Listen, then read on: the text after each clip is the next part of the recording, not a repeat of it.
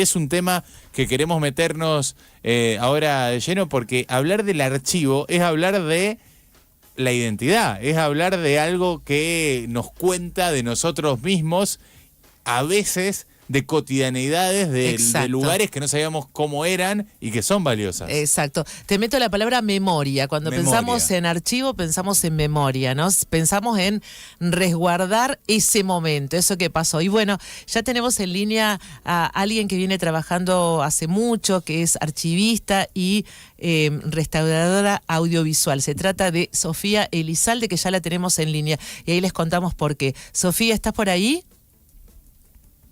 Acá estoy. Aquí estás. Bueno, Gabriela y Analía, te saludamos desde Rosario.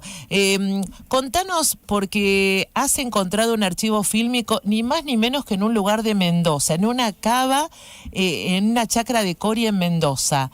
Y hay una gran cantidad de material en 35 milímetros, lo que conocemos como latas. Contanos un poquito cómo llegaste a este hallazgo. Entendemos que estás siempre buscando cosas para archivar y guardar y registrar memoria. Venís trabajando en eso desde hace bastante tiempo, pero ¿cómo llegaste a este material? Bueno, hola a ambos, Gabriel, Analia. ¿Cómo estás? Sí, bueno, más o menos fue a través de una alumna, una clase de preservación y restauración audiovisual, que aportó este dato. Ella conocía, había visto una publicación, en realidad esto estaba publicado en Facebook, en Marketplace, digamos. O sea, a la venta. Exacto, claro, cualquiera más o menos lo podía llegar hasta la publicación. Y bueno, cuando me enviaron el link, el enlace, era muy impresionante, es muy impresionante ver las fotos, ver las imágenes, no sé si ustedes las están pasando. Sí, la vamos a estar mostrando acá en el YouTube de Radio UNR. Claro, bueno, era muy impresionante ver el volumen, la cantidad de material que había, que fuera todo material en 35 milímetros, y bueno, después cuando el vendedor comparte más imágenes, se veían los antiguos sacos donde se cargaban las copias, se transportaban, digamos, de un cine a otro, y eso hacía pensar que podía haber copias completas también, digamos. O sea, desde tu trabajo de archivista, desde tu trabajo de restauradora, de investigadora, explícanos el valor que tiene encontrarte con esta colección, podríamos llamarle. ¿Cómo se llama algo que tantos metros de audiovisual, de material fílmico en este lugar, y qué valor tiene? Bueno, en principio tiene un valor para investigación, estudio y ver qué hay que se puede recuperar y bueno, y finalmente proyectar, digamos. La verdad que cuando vi semejante volumen de material, lo primero las características más o menos de lo que había, un poco también por las imágenes que compartía el vendedor, lo primero que pensé fue, bueno, esto hay que gestionar, digamos, la forma de poder preservarlo en un archivo, en una filmoteca, pero a la vez hay que, bueno, tener el dinero para comprarlo, hay que ver si son copias completas que se pueden proyectar, bueno. Por ahí también contactar a Fernando Martín Peña fue por ese motivo, ¿no? Para ver si él podía hacer esta gestión compartida y bueno, finalmente que esto termine en proyecciones al público, o sea que tenga ese tipo de finalidad en el caso de que las copias se puedan proyectar. Obviamente primero hay todo un estudio de hacer un inventario, un relevamiento, de ver en qué estado de conservación están, que en general están en muy buen estado. Hay que ver, digamos, todos los materiales, digamos, uno por uno, y ese es un trabajo que lleva mucho tiempo porque hay, bueno, mucha cantidad de copias. Sofi, tengo una duda. Cuando esta persona que la publicaba en Facebook, que como decía la estaba vendiendo en Marketplace, ¿cómo la vendía? ¿Vendía latas? ¿Entendía que tenía un material ahí fílmico interesante? ¿Lo vendía como el envase? ¿Qué era la propuesta? Digo, para entender también cómo hay veces se intenta vender algo que no entendemos de qué se trata, ¿no? Sí, en realidad, bueno, el coleccionista resultó ser Marcelo Rutini, que, bueno, como comentó comentó Fernando en una publicación que hizo en sus redes, pertenecía a la familia a la familia vitivinícola, digamos. Claro, porque vos decís Rutini y es pensamos vino. claro. Sí. Y eso captó mi interés también. Claro, ese Pero un Rutini. ¿Cómo? Quiero brindar. Sí, totalmente. Así que bueno, en realidad él coleccionista en el amplio sentido de la palabra, digamos, colecciona un poco de todo.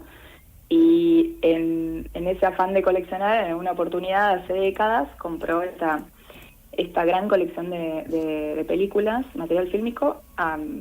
No recuerdo en este momento, pero creo que habían cerrado a cines que habían cerrado en Mendoza Capital, y bueno, sí, terminó llevándolas a este lugar, a esta especie de depósito, una antigua cava en realidad, creo que de 1800, y bueno, ahí las tuvo guardadas mucho tiempo hasta que en un momento, bueno, decidió que las quería vender. No, sobre el valor del material, creo recordar que la publicación estaba como, bueno, no recuerdo el título exactamente, pero el tema es que no había un inventario, un listado de Claro, lo que había, entonces no se puede saber hasta que uno empieza a revisar uno por uno. Bien, Sofía, ahora compartís el nombre Rutini Elizalde, que es el nombre que se le puso a la colección, ¿no? Te juntaste con un Rutini. Bueno, 9.000 películas creen que más o menos es el material. Y quiero que me cuentes un poco el detalle, porque lo hiciste cortito. Dijiste, bueno, fuimos hasta Mendoza y los buscamos. Hubo que hacer toda una movida, hubo que buscar fondos para buscar el camión que los trasladó. Bueno, ¿cómo fue toda esa forma de recuperar este material y también de que pueda llegar ni más ni menos que a Buenos Aires y a manos de Martín Peña, que podríamos decir señor cine, señor coleccionista, ¿no? Quienes han visto Filmoteca en televisión pública saben que es alguien que sabe mucho y que tiene justamente la afición por conservar todo este tipo de material. Sí, bueno, la verdad que fue como, nos dividimos un poco la logística. Yo me encargué más que nada de gestionar con el vendedor. Uh-huh. Y Fernando se encargó del tema del flete y bueno, de otras cuestiones. Pero sí, también fue organizar el viaje y ver, digamos, al mismo tiempo que llegaba el flete a Mendoza, enseguida volvía hacia Buenos Aires y había que llegar a tiempo como para recibirlo y poder descargar las latas en Filmoteca Buenos Aires, digamos, en el archivo de Fernando. Yo ahí ya no acompañé porque, bueno, volvía para Rosario, así que... pero en toda la primera parte sí. Y fue como muy espontáneo, fue dividirnos así, bueno, vos haces esto, yo hago esto. Fue como muy rápido, en cuestión de pocos días.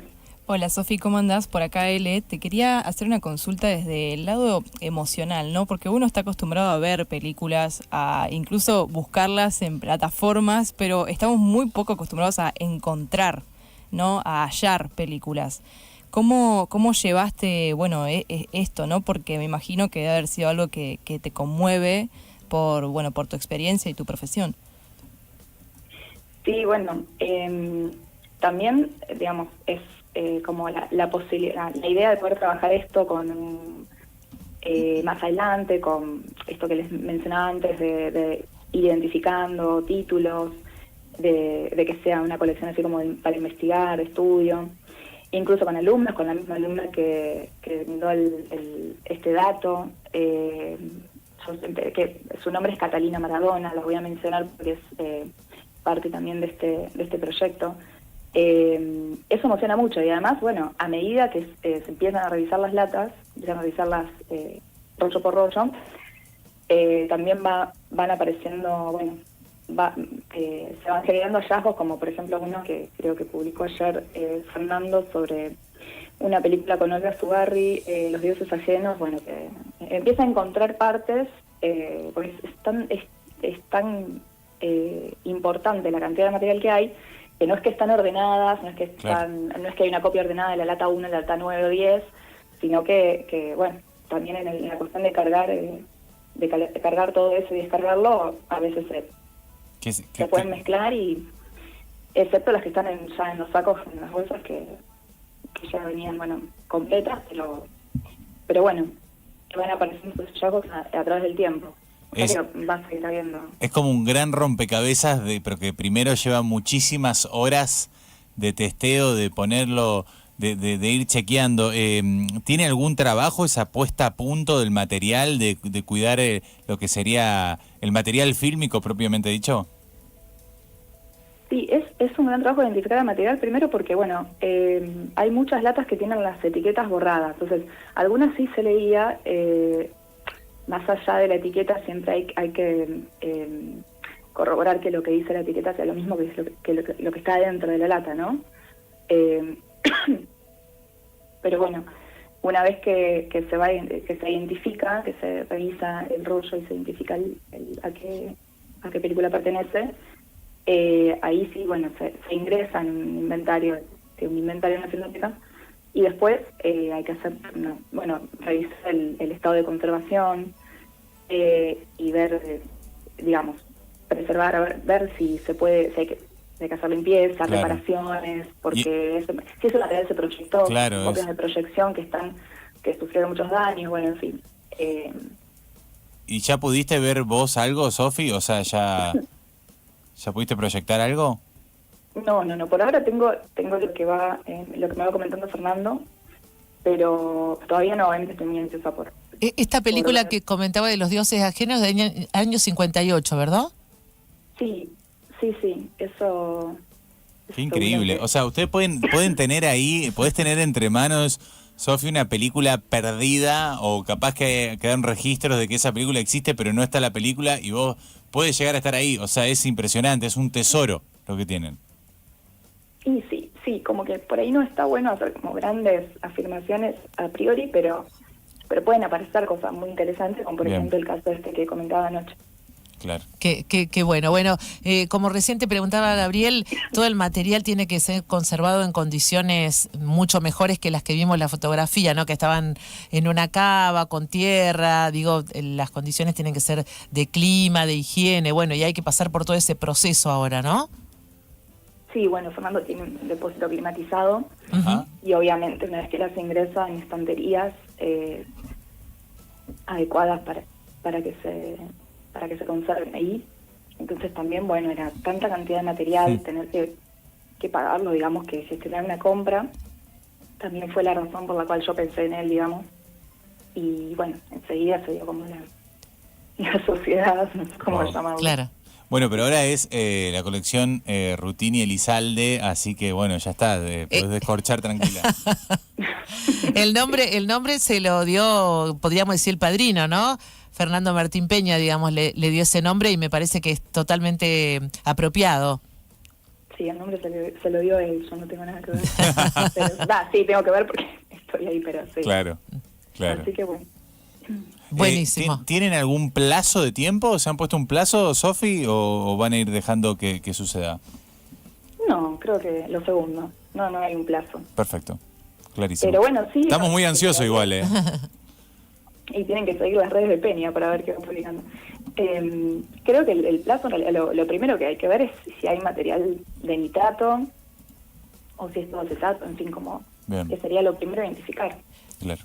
Bien. Sofi, bueno, seguimos con una falta de política en el país de lo que es una filmoteca, de lo que es un archivo más general para cuidar todo este material, ¿no? Pensar que también tiene que haber una política pública que acompañe a todo este guardado de material y resguardo.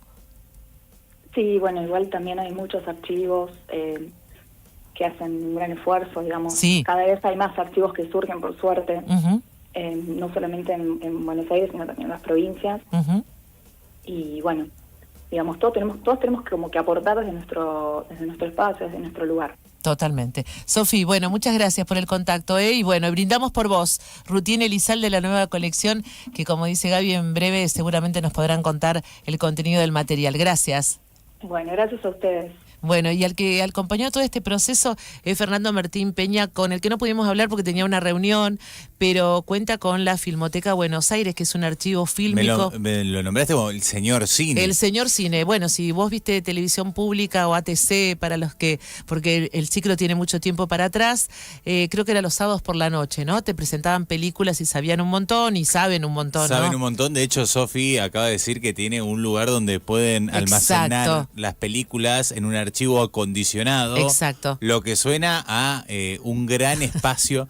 Porque imagínate que son 9 tomos, una Decilo peli. bien, es un loco por guardar No, cosas en buen estado. Me encanta que aposte a él, porque Sofi decía, bueno, son en definitiva los archivos terminan siendo emprendimientos privados, Sí. pero bueno, por lo menos tenemos algo de archivo. Debería ser un emprendimiento público, que haya políticas públicas al respecto. Como vos decís, tiene un archivo fílmico personal, privado en su casa.